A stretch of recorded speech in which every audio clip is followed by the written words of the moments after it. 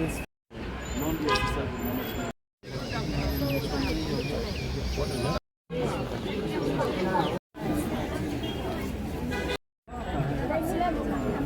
Really vital skill training. Waiting since for our chief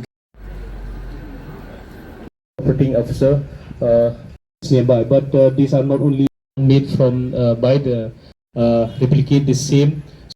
I would like to thank everyone who is present in here, our CEO, as well as people from the line departments and the participants from the SAG.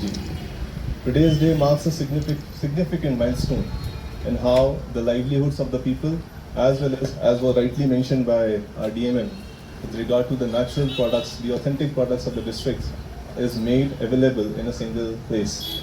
As the CEO was mentioning, that this particular shop or the cart would be the one source of authentic products which would be available right in the heart of the district.